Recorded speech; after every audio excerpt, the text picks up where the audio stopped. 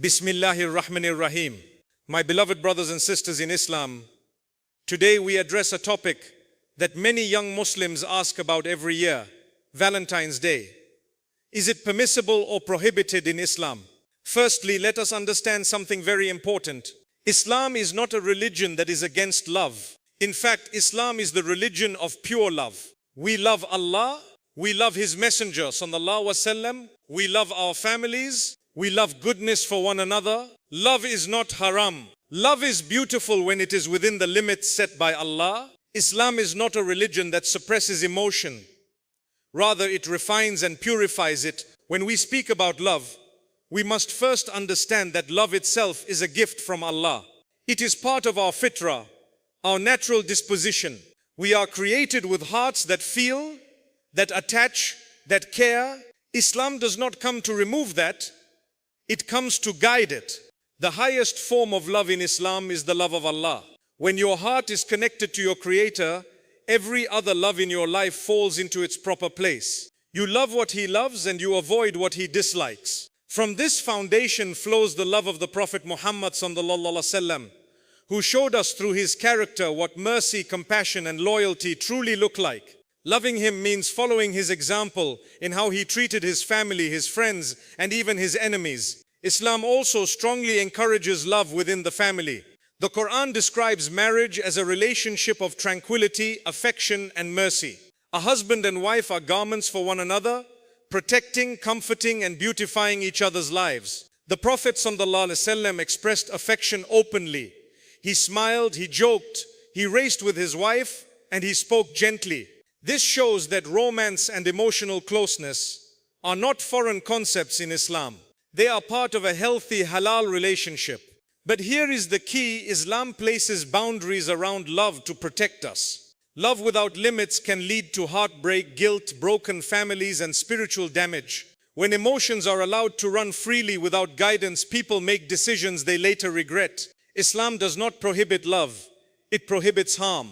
It channels love into marriage, commitment, responsibility, and dignity. For young people especially, it is important to understand that strong feelings are natural, but acting upon them in ways that displease Allah is not justified simply because the feelings exist. Discipline is part of faith. Guarding your heart is part of strength. When you wait for love in a halal way, Allah places barakah in it. That love becomes stable, respectful, and long-lasting. So Islam is not anti-love. It is pro-pure love. It teaches us that the most beautiful love is the one that brings you closer to Allah, not the one that distances you from Him. When we discuss Valentine's Day from an Islamic perspective, the first thing we must understand is its origin. Valentine's Day is not rooted in Islamic teachings, nor does it come from the traditions of the Prophet Muhammad sallallahu alaihi wasallam or his companions. It is a celebration that emerged from non-Islamic religious and cultural practices, later becoming widely commercialized around the world.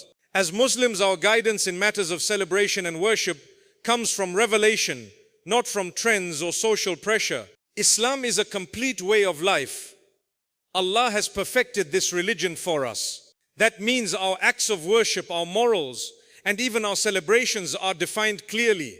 The Prophet ﷺ arrived in Medina and found people celebrating certain days from pre-Islamic times. He informed them that Allah had replaced those days with something better, Eid al-Fitr and Eid al-Adha.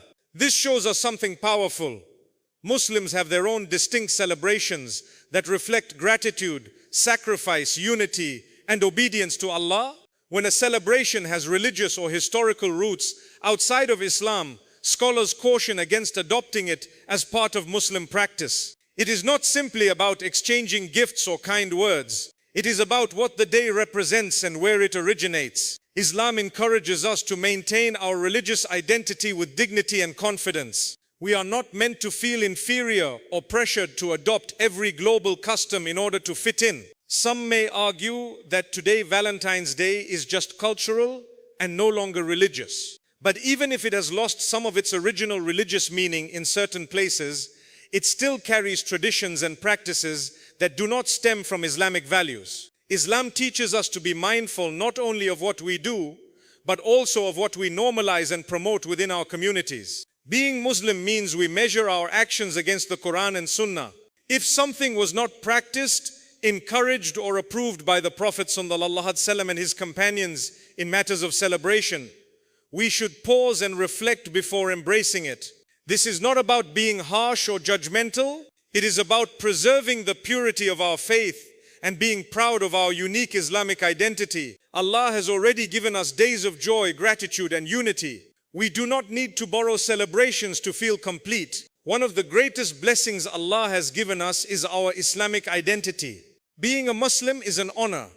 It is not something we hide, nor something we dilute to fit into society. Our identity shapes the way we think, the way we act, the way we dress, the way we celebrate, and even the way we love. When we understand this properly, we begin to see that preserving our identity is part of preserving our faith. Islam teaches us that we are an ummah with clear guidance. We are not meant to simply follow every trend that becomes popular. The Prophet Muhammad ﷺ warned against blindly imitating others in ways that compromise our religious principles. This does not mean we isolate ourselves from the world or reject everything from other cultures. Islam allows beneficial knowledge, good manners, and neutral customs. But when it comes to practices that conflict with our values or blur our religious distinctiveness, we must be cautious. Today, many Muslims feel subtle pressure, especially through social media, to participate in global celebrations in order to feel included. Young people may feel that if they do not join in, they are missing out. But true confidence comes from knowing who you are.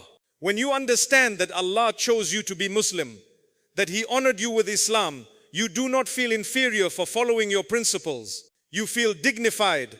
Preserving identity also protects future generations. When parents normalize non-Islamic celebrations without reflection, children grow up confused about what truly defines them.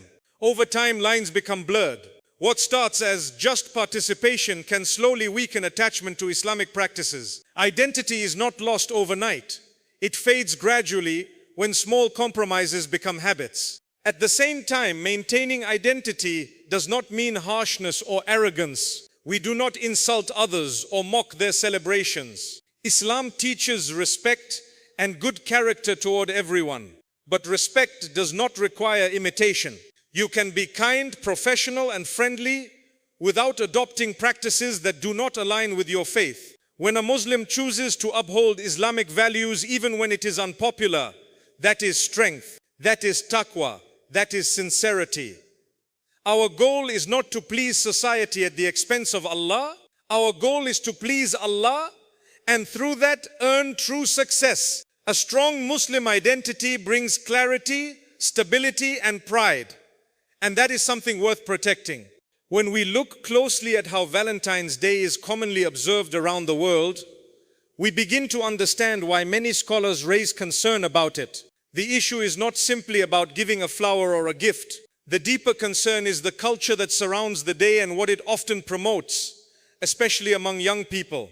In many societies, Valentine's Day is strongly associated with romantic relationships outside of marriage. It normalizes dating without commitment, private interactions between non-mahram men and women, emotional attachment without responsibility, and sometimes even physical relationships that clearly contradict Islamic teachings. Islam places great emphasis on modesty, dignity, and the protection of both the heart and the body.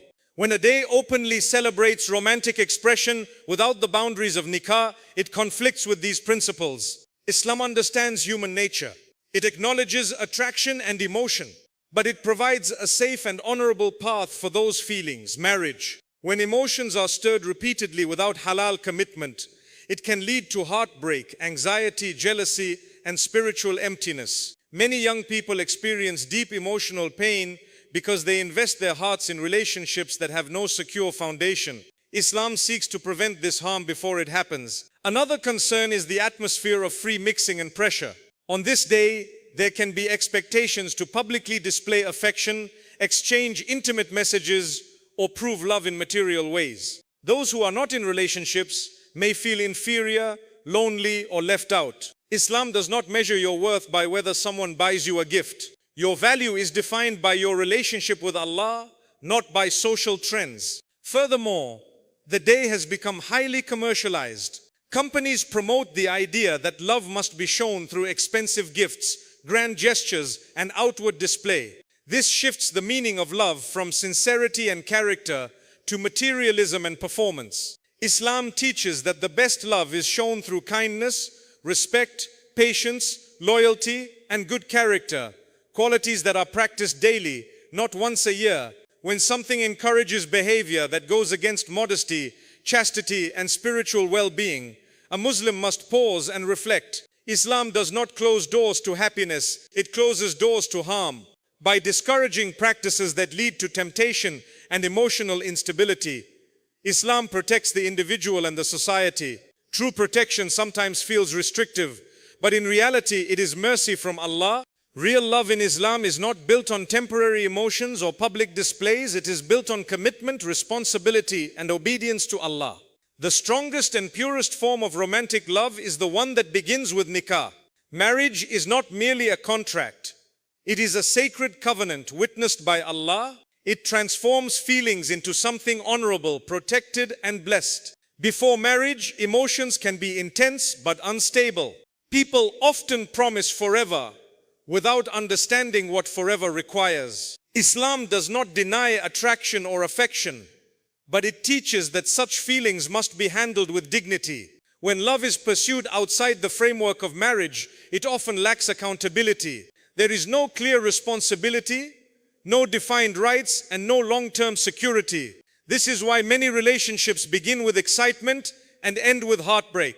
Through nikah, love becomes structured and meaningful. A husband and wife are given rights over one another and duties toward one another. They are encouraged to show mercy, patience, forgiveness, and compassion. The Quran beautifully describes marriage as a source of tranquility, affection, and mercy. Notice that Allah mentions mercy alongside love. This is powerful because feelings can fluctuate, but mercy sustains a relationship when emotions are tested. The Prophet Muhammad ﷺ demonstrated what real marital love looks like. He was gentle with his wives, he listened to them, he valued their opinions, he expressed affection openly and respectfully. He did not reduce love to grand gestures once a year. He practiced it daily through kindness, humor, and service. That is the Sunnah model of love. Consistent, balanced, and sincere. Marriage also protects society.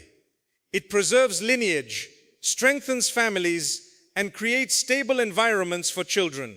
Love within marriage is not just about two individuals, it builds generations. When relationships are based on halal foundations, they carry barakah.